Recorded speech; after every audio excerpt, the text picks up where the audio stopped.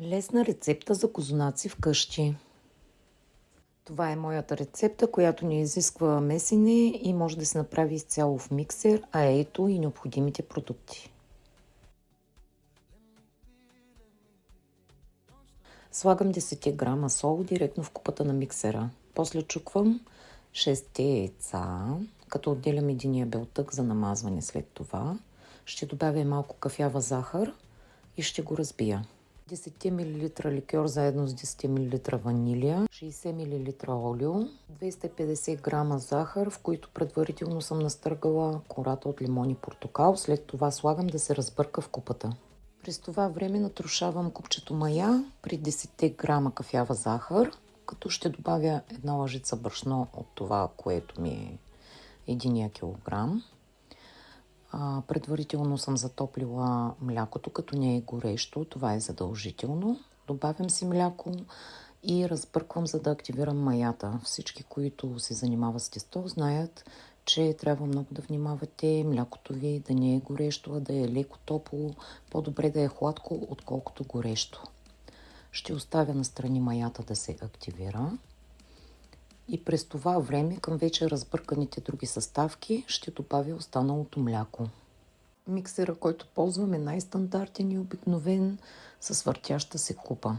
Добавям млякото и сега ще върна отново да се разбърка, докато маята се активира. През това време може да си нарежете шоколад или каквото ще слагате в козунака. След активирането на маята добавям в купата и връщам обратно, като пускам да се бърка. През това време съм си приготвила пресятото брашно. Започвам да добавям, като никога не слагам брашното наведнъж. В случая аз съм ползвала лъжица, слагам си го по-малко. Когато сложа около 100 грама брашно, след малко ще видите, ще добавя и ще изтискам директно от портокала около 10 мл. Моето е на око. След като изтискам сока от портокала, продължавам да добавям брашното, докато не свърши. Продължавам без да слагам големи количества наведнъж.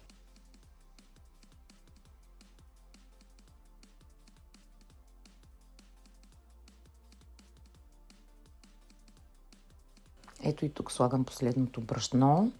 Като изчаквам сместа да поеме добре брашното, изпирам миксера и оставям да отпочине около 5-10 минути.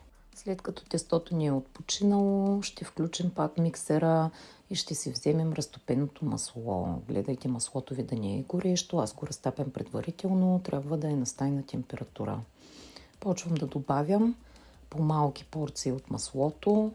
Вие може да си прецените, аз го добавям на 5-6 пъти, като при всяко добавяне изчаквате много хубаво маслото да бъде поето от тестото. И така, докато ви свърши, това ми е последната доза масло. След малко ще видите. Естествено, че клипчето е забързано, защото самото тесто става за около час. Ето и последното масло, след което изчаквам много хубаво да поеме тестото и спирам миксера, за да отпочине още около 5 минути. След 5 минути почивка пускате миксера да повърти още 5 минутки.